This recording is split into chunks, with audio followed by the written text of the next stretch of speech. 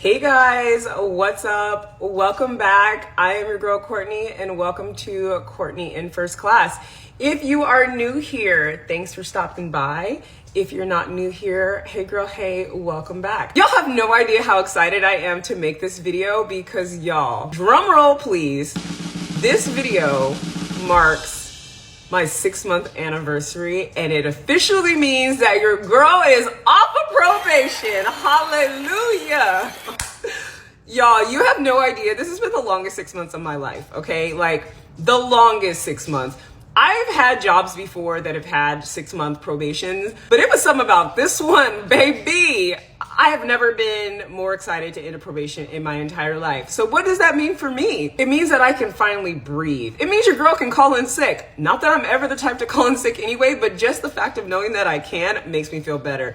When you are on probation, you literally you have to dot every I, cross every T. You have to be damn near perfect, okay?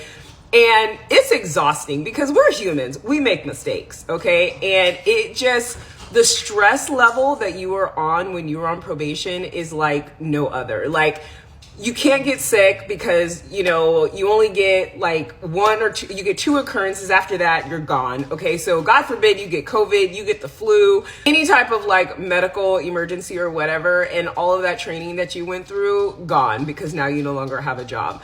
So like little things like that, constantly feeling like you're under a microscope because everybody knows that you are on probation. The flight attendants, the pilots, the supervisors, like literally everybody.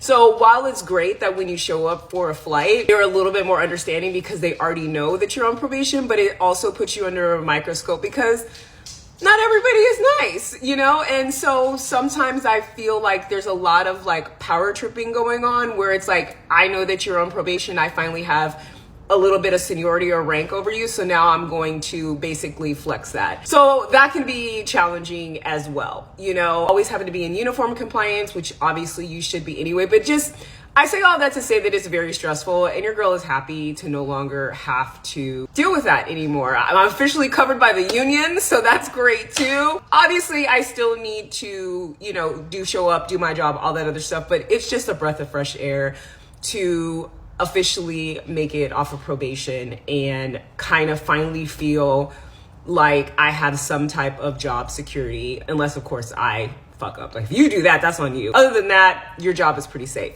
So I am happy about that. So thank you guys for rocking with me through probation. With that said, I decided I want to do this video to talk about some tips and tricks or things that I wish I had known or things I have learned since I have started this and gone through probation that will help you get through and survive probation too.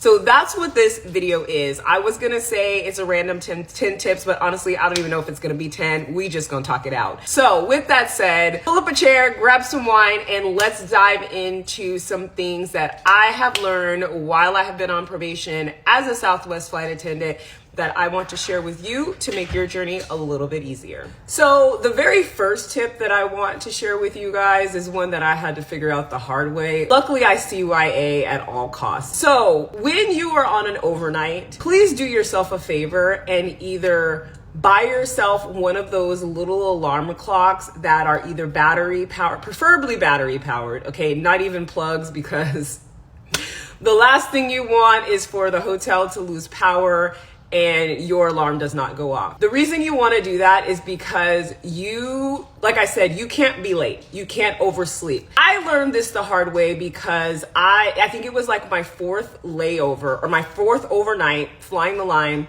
And I decided I was going to use the hotel wake up service because it just seemed like the right thing to do. However, I'm also very paranoid. So I set my alarm on my phone. I set my IEFB and I did a hotel wake up call. Okay, y'all. Tell me why at some point, I'm not sure what happened, but my room lost power. And so my phone never charged, okay? My phone was dead. And the hotel wake up call that was supposed to be scheduled for me never happened. Luckily, one of my crew, so I'll come back to another tip, but this leads into this. Luckily, one of my crew members came up and checked on me because I was like not down in the lobby. Normally, I get down to the lobby like 10 minutes before van time, and I wasn't down there. She came up to my room, thank God, woke me up. I literally threw my uniform, ran downstairs, and jumped in the van. That was when I discovered a whole old flight attendant hack. Never depend on the hotel wake-up call, because 9 times out of 10, they don't work. I did not believe this until I tested this theory. And what I started doing was every time I went on an overnight, I would also schedule a wake-up call just because I wanted to test the theory. And out of 20 times that I did it, I only got an actual wake-up call 7 out of those 10 times. So I say this to say that you want to make sure that you are not depending on a hotel wake-up call to make sure that you are waking up, because I promise you, crew scheduling is not going to care. And if you are on probation, I would hate for you to get fired or get an occurrence all because the hotel did not give you the correct wake-up call. And even when I brought it to their attention, they were just like, oh, darn. Okay, well, thanks for letting us know. So do not trust hotel wake-up calls, and make sure you double, triple check that all of your electronic devices are plugged in before you go to sleep. And just so that you can sleep peaceful at night, pick you up a little alarm clock that is battery operated that you keep in your carry-on bag so that you can set that as a backup. Okay, so that is my tip number 1. Tip number 2. So I'm not a slam clicker. So what I always do on my overnights is I always go out, whether that be with my crew or whether it be by myself. One thing that I have learned is always, and I mean always, if you are going to go out on an overnight, whether it be during the day or night, whatever, and you are flying out that day, so like let's say your van time is at 4 and you are going to go out to breakfast, out to lunch, whatever, with the anticipation of coming back to the hotel room, throwing on your uniform and leaving, always make sure you pack up your room before you leave. Make sure every single thing is in your bag. Your uniform is the only thing that is laid out. All your toiletries are packed up, all your clothes are packed up. The reason why is because story time. I had a layover in Long Beach and my mom had flew in. She came out with me and we decided that we were going to kind of explore Long Beach, which is not really exploring because we both lived there for like 20 years, but we just wanted to get out and visit our old stomping grounds, right? And so we did.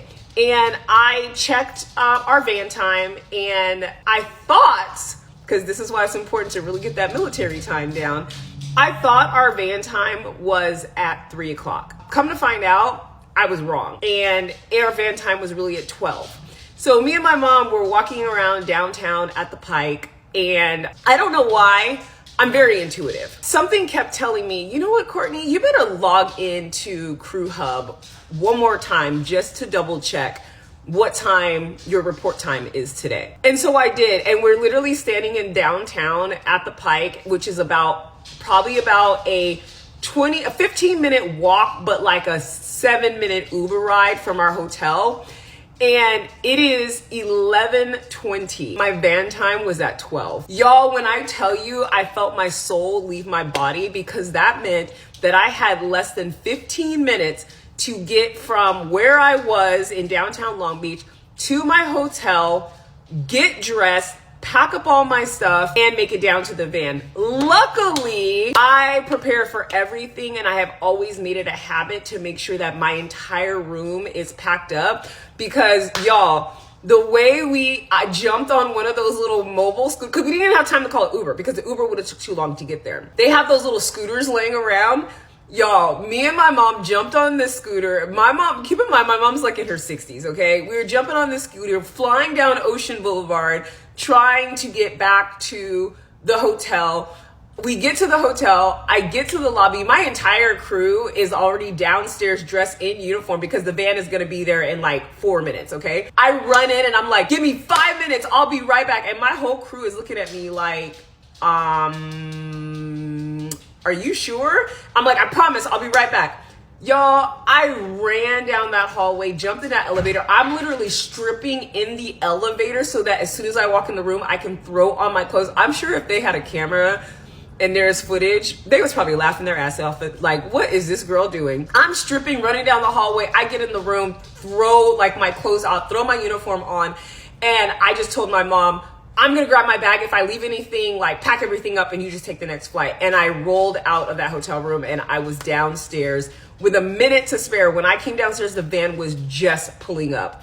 Had my room not been packed up and my shit had just been all over the place, y'all, I would have definitely missed that van.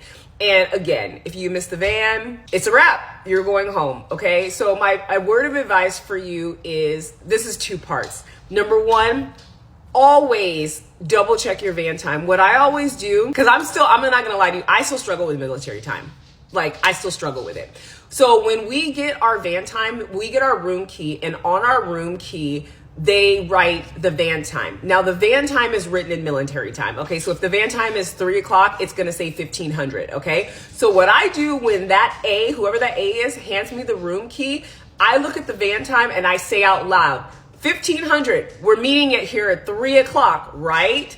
Just to get confirmation. And then as soon as they say yes, I instantly write the time in non-military time, so that if I'm like stressed or frazzled, whatever, I can look at it and I know like what time it is without having to convert it into military time. Because like I said, your girl's still struggling. So I'll write 3 o'clock, and then I will write it right next to what the van time is. And then I immediately, number one, take a picture of it. Okay. So that if I ever lose my room key card or whatever, then I at least have a photo of it so that I know what time the van is. And then I immediately set an alarm for 30 minutes before the van time. So if that van time is at 3 o'clock, I set my time for 2:30 in my phone, so that no matter where I am, I at least know, even if I forget, if something happens or whatever, I'm giving myself a 30-minute cushion to be able to get back to my room and get my stuff taken care of. And remember, because I always pack up all my stuff before I leave, worst case scenario is your girl gonna be running through the hallways like OJ Simpson stripping, so that I can get my stuff packed up, make sure that I make the van time. Okay, so that is my tip number 2. Always pack up your room and always write your van time in military time as well as regular time. Take a photo of it and set an alarm for 30 minutes prior to the van time. For my tip number 3, I want you guys to always make it a habit of clocking in the same location every single time you are reporting for a trip.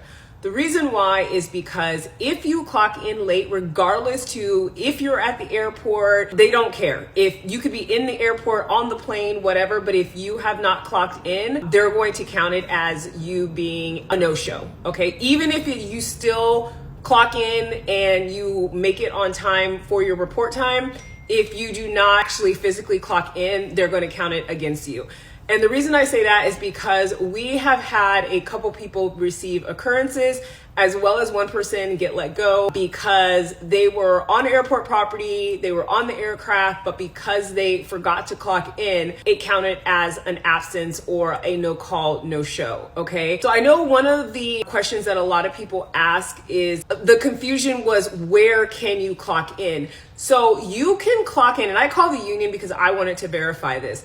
You can clock in as long as you are on airport property. You do not have to be through TSA. You do not have to be at the gate. You just have to be on airport property. So what I would do is I would make it a habit, if you drive into work and you park in the employee parking lot, as soon as you pull that whip into that parking spot in the employee parking lot, reach for your phone and clock in, okay? Then make your way through TSA to the terminal through your gate, okay? If you take an Uber to work, as soon as you turn that corner and you see that airport sign, pull out your phone and clock in. Like for me, because I take an Uber to work, as soon as I get off that freeway and I see that welcome to Sky Harbor, I instantly now have programmed myself to automatically reach for my phone and clock in.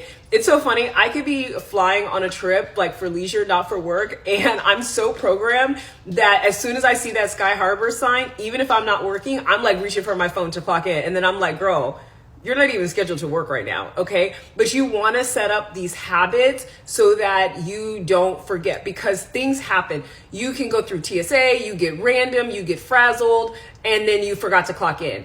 Or you get to work and you run into a cohort or somebody that you've been flying with, y'all start, ha-haing and kikiing, and the next thing you know, you're standing at the gate and you're like, crap, I forgot to clock in, okay? So do yourself a favor and start to put in these routines so that it becomes just muscle memory and you don't have to worry about it, and you automatically know that, okay, you're going to clock in. You also have the ability in Crew View to set a reminder so that the system will send you a push notification to remind you to clock in. So you can set that up to get that reminder 30 minutes before, an hour before, however long you want to give yourself a cushion to do that. You want to go ahead and get that reminder, okay? So that it's kind of an extra layer of protection there, so that if you happen to forget, then you will at least get that reminder. The other thing that you want to do is, whenever you clock in, take a screenshot that you have clocked in. This happened to me one time. I've learned this just because of years of working in corporate America, and you learn very quick to CYA.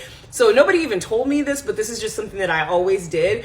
Whenever I would clock in, I would take a screenshot. And luckily it saved me, because one time I clocked in, and when I clocked in, it registered that it clocked in on my phone, but I don't know if something was wrong with the system or what. But when I got to the aircraft, I pull up my flight, and it shows me it's not clocked in. And I'm like, what the heck? I'm like, I clocked in. I called crew scheduling. And you know the first thing that crew scheduling asked me? Well, do you have a screenshot that shows that you clock in? And I was like, as a matter of fact, I do. Where would you like me to send that to you? And I was able to basically cover myself. If I had not have taken that screenshot, I would have been late and I would have gotten an occurrence. And trust and believe me, they do not care. You will get that write-up, okay? So always take that screenshot. Once you've started your pairing, then you can go ahead and you can delete it. What I usually do is I keep it on my phone until my next trip. And then when I go to take the screenshot for that trip, then I go in and I delete the old one, okay? But you always want to keep a record of that, okay? So that was my tip number 3. Okay, so for my tip number 4, this one is important just for communication. What you want to do is every time you are on a trip, regardless if you're going to be a slam clicker or if you are going to go out and explore, that's fine.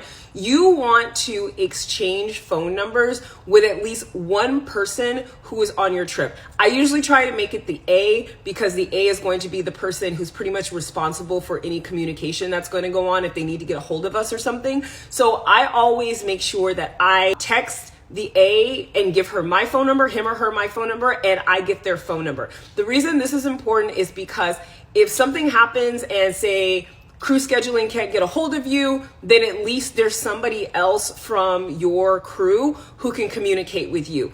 If for some reason you oversleep and you don't make it down to the van on time, your crew member can call you and be like, hey, Courtney, we're all waiting for you. Are you here? Are you okay? Or you whatever. You want somebody to have some way of getting a hold of you and having some form of communication, not only for safety, but just so that you guys can support each other as well, okay? Because a lot of times in Crew Hub, a lot of flight attendants don't have their phone number listed. I personally have my phone number listed. What I did was I set up a Google, because I didn't want everybody to have like my real phone number. So what I did was I set up a Google Voice account that comes with the phone number. And that is a phone number that I have on Crew View, and I have it public. So anybody who pulls up my employee number, they will have access to a contact phone number for me. This makes it really helpful if you are trading shifts. Maybe there's somebody who wants to swap with you, but they have no way of getting a hold of you because they don't know how to contact you. Or maybe there's an emergency or something that happens while you're on your overnight and your crew members are trying to get a hold of you because they would have to call crew scheduling, and then crew scheduling would have to call you, and by that time a lot of time has passed. So do yourself a favor and always make sure that you exchange contact information with either the A, preferably the A, or at least somebody else on your crew, so that there is a form of contact for safety, for make sure that you are awake, or maybe the van time changes or whatever, and they don't necessarily know what room you are located in, because the hotel will not always release that information, okay? You can't just go down to the hotel and be like, hey, can you give me the phone number for so-and-so room, okay? And you wanna make sure that it's your cell phone, not just your room number, because if they're calling the room and you're in the gym or you're at the pool or you're out at a restaurant or something and they're calling the hotel, and you're not there, they're not going to be able to get a hold of you. Make sure that they have a valid phone number. Again, if you don't want to give out your real phone number, that's fine. You can set up a phone number in Google Voice. It's completely free. Put that on Crew Hub so that if somebody from your crew needs to contact you, they have the ability to reach you, okay? For my tip number 5, this one is also to keep you guys out of trouble. So they are very, very strict on the policy of not being on your phone and not being on your IEFB during critical stages of flight. So that could be taxiing, that could be takeoff, that could be landing, that could be anytime you are below that 10,000 and you have not reached that ding. Unfortunately, I know that you guys have been struggling with learning them PAs, and even though you may have them memorized, you do that in the beginning of training. By the time you get on the line and you're flying, you forget. Okay, and so the natural thing to do is you're going to want to reach for your IEFB because you want to be able to read those announcements and things like that. The problem with that being is if you need to do that and you're in the critical stages of flight, if you happen to have a ghostwriter or a supervisor who is on that flight and they see you on your phone or your IEFB, first of all, it should never be on your phone. Always keep that information on your IEFB because it's a little bit easier to explain yourself if you're on a company device and you're reading off of it versus you being on a phone, okay? Because a phone, there's no saving you on that, okay? But if it's at least your IEFB, then it looks a little bit better. You're still gonna be out of compliance, but at least it looks a little bit better. But you wanna avoid all of that altogether. And what I highly recommend doing is any little announcements that you need to make, you wanna go ahead and you wanna print them out on little business card size pieces of paper, and you wanna keep them on your lanyard. So let's say, for example, you guys are taxiing, but you need to make an announcement or something, but you don't remember what the announcement is, and you don't want to pull out your IEFB, you can at least like pull up the little card and you can read from it directly from there. So then that way, if you have a ghostwriter, they're not gonna ding you for reading off of a piece of paper, but they sure in the hell will ding you if you are on your IEFB or you are on your cell phone during critical stages of flight. Okay, so you wanna make sure that you, again, CYA yourself. I went ahead and I printed out little printouts of all of the announcements for all of the positions. So if you're position A, from takeoff to landing, I have all of the announcements that you may need to make, the credit card announcements, the service announcements, all of that. I have that printed out. So all you need to do is download the PDF and then you can cut them out and then you can put them on your lanyard so that you have access to that, okay? So that is definitely a tip that I wanted to share with you guys because you will more than likely encounter a ghost ride while you're on probation. And the last thing you want is to have them see you on the phone because that is an automatic fact-finding meeting and you can get terminated for that. You don't ever want to be on your phone, period. IEFB, totally different, but your phone, absolutely not. Okay, so you want to just be careful with that. Also, check the Google and the Apple Play Store. There's actually an app that you can download that will mirror your phone that you can upload to your IEFB. Let's say you get a text message on your phone. You can't pull out your phone and you can check it, but if it's not critical stages of flight, you can log into your IEFB and pull up that app and it will mirror what is exactly on your phone. So your phone could be in an overhead bin somewhere, which is exactly where I suggest that you keep it so that you're not tempted to use it at any time, because they are very, very strict on that. You can at least pull up your IEFB, which you're allowed to be on, which is not during critical stages of flight, and you can literally scroll through your phone and you can read your text messages and you can do whatever you would normally do on your phone, you can do on your IEFB. Excuse me. So you want to go ahead and download that so that you can add it to your IEFB. So for my tip number 6, this has more to do with uniform, more so for my ladies than guys. So for my ladies, if you guys are wearing the dress, make sure, because you know when we wear the dress, we have to wear pantyhose, okay?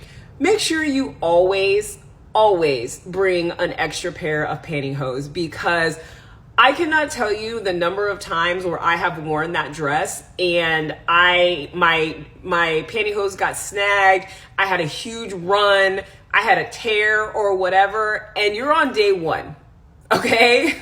And now you're like, crap, do I put on the pantyhose that have the runs and the holes in them and risk looking tacky?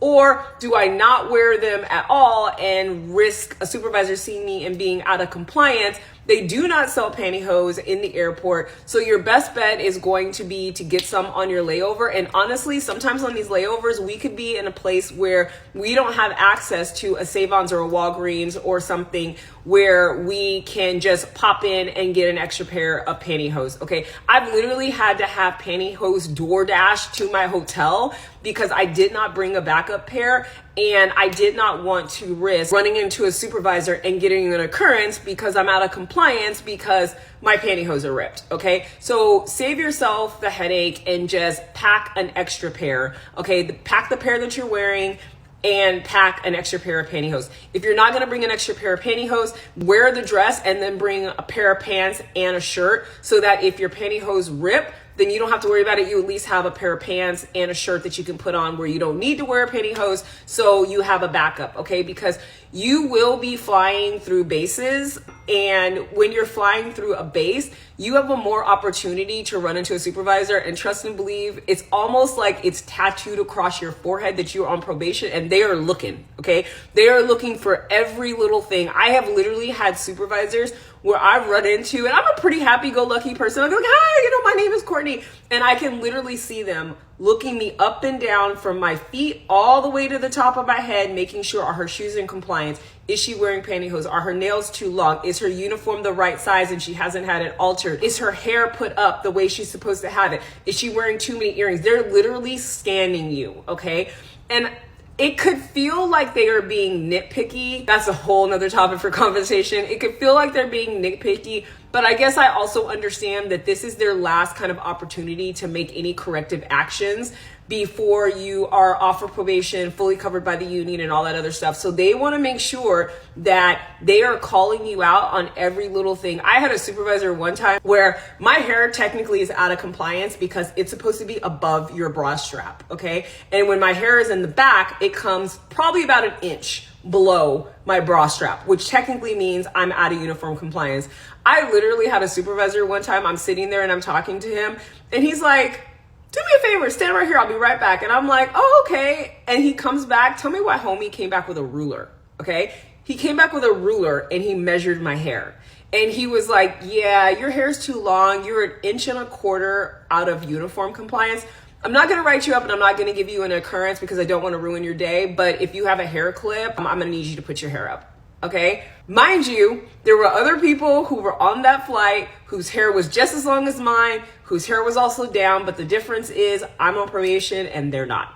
Okay, so did he talk to them? I have no idea. That really doesn't have anything to do with me. All I know is he did speak to me. I was out of uniform compliance. Luckily, he was in a good mood, or he had mercy or grace on me or whatever, and he didn't write me up. But it's little things like that that you want to make sure that you are dotting your I's and you are crossing your T's to protect yourself. For my last tip, and this one is a little controversial because I had so many senior mamas tell me this when I first started, and I just thought to myself, that's not gonna be me, I'll be fine, or whatever. I even had union reps tell me this, and I was just like, it's no big deal, you'll be fine, right? I finally listened, okay? The tip that they gave me is while you're on probation, and it sucks to even say this, but again, job protection is everything until you're covered by the union, okay? I had so many senior mamas tell me, and I had so many people who were union reps tell me, while you're on probation, avoid flying as much as possible.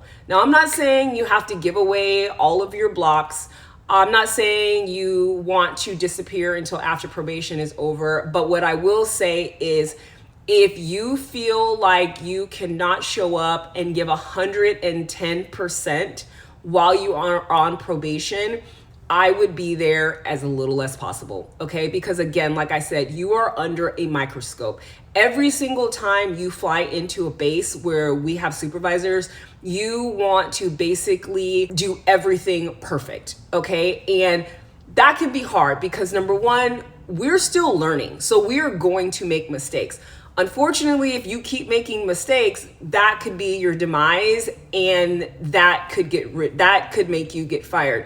You are increasing your chances of having a situation the more you fly, okay? When I first started, I was flying all the time. I was excited. I was like, you know, I want to fly, I want to fly, I want to fly. That's the whole reason we got this job, right? But then as I slowly started seeing like little things, I'm not even talking major things, I'm talking little things of people getting written up. Like one girl got an occurrence because she was out of uniform. She had her service shoes on walking through the airport as opposed to her heels. Her excuse for doing it was a long walk from the gate that she came into and the gate that she was going out of, and she was already running late, and so she needed to be able to walk quickly, and it's hard to do that when you're in heels and you've been standing all day, so she just threw on her service shoes.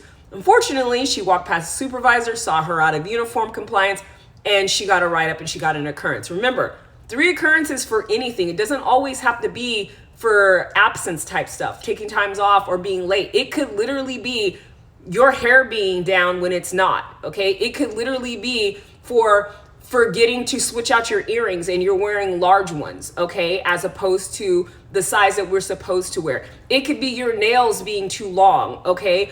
If they see something like that, you risk getting an occurrence. So the more you fly, the more hours you pick up, the more trips you pick up, unfortunately, the greater risk you're putting yourself at. Once I ran into that supervisor who literally measured my hair, and I was like, lucky that I did not get that occurrence. I was like, let me go ahead and take a step back. And I literally took 20 days off after that because I didn't want to put myself under that microscope. I did not want to have to always have that stress of being perfect, especially while I was learning. So I say that to say, if you have the means to take the time off, I would definitely do that.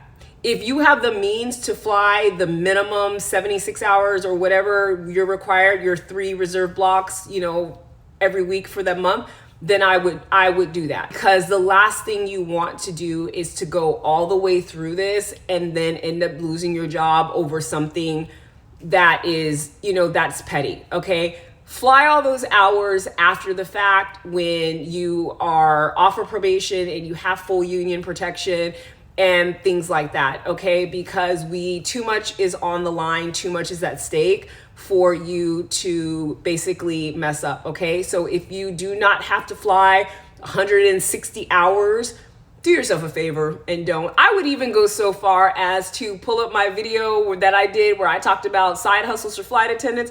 Get you a side hustle so that you can make some extra money so that you are not dependent upon this money during probation. So if you get stressed out, whatever, and you want to take some time off, you can take some time off and still have other income. The union will even tell you if you have an occurrence, if you have 1 occurrence, 2 occurrence, they will tell you, do not come back to work. Like, find something else to do. Do not come back to work until you're off of probation. You are not required to work while you are on probation. You are required to work that first 30 days because you need to be able to get through the first 30 days before you can manipulate your schedule. However, after that, if on day 31 you want to sell or trade or get rid of all of your reserve blocks until the day you are off of probation, you are well within your rights to do that. And if you call and you ask anybody at the union what their opinion is, they're going to tell you to do just that. Okay? So at the end of the day, only you can decide what you are comfortable with. But if it were me, yeah, I literally have been off. I took 20 days off that first time. And then my last time when I worked was, October 31st, because I worked October 31st, November 1st, I worked a 3-day trip. So the 1st, the 2nd to the 3rd, I was off from November 3rd all the way until after December when my probation was over. Them folks didn't see me. Okay, was I paid for it? No. Did I have job security because I knew I wouldn't get in trouble if I wasn't there? Absolutely. So you make that decision, you make that call, but at the end of the day, at all costs, cover your ass. So that's it, you guys. Those are my tips. I hope you guys found this video helpful. If you have any other questions, you want clarification on anything, or you want some more tips, go ahead and leave me a comment down below and ask me. You can also reach out to me on social media. My Instagram is here and my TikTok is also here. Slide into my DMs and ask me whatever questions that you have, and I will be more than happy to answer them by making another video for you guys. If you are not a member of my channel, please make sure to join memberships. You can become a channel supporter for as little as $2.99, less than a cup of coffee at Starbucks.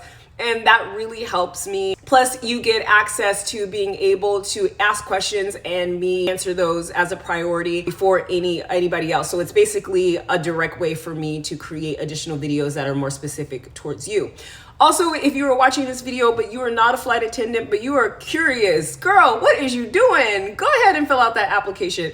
And if you are struggling with coming up with the perfect resume, feel free to reach out to me. I offer a resume writing service where I will handcraft your resume for you and tailor it specifically for whatever airline you are trying to apply to. I also offer mock interview coaching so that we can make sure that you are confident and that you are showing up answering those questions and that you are able to handle any interview question that they send your way. Links for my coaching for the mock interview are below, as well as the resume writing service. Okay, thank you guys so much for supporting me on this journey and supporting me on this YouTube channel. I really appreciate it. The whole reason I'm here is because I want to see you guys succeed, and I want to eventually share a jump seat with you. Until next time, thank you guys so much for watching and supporting. See you on the jump seat.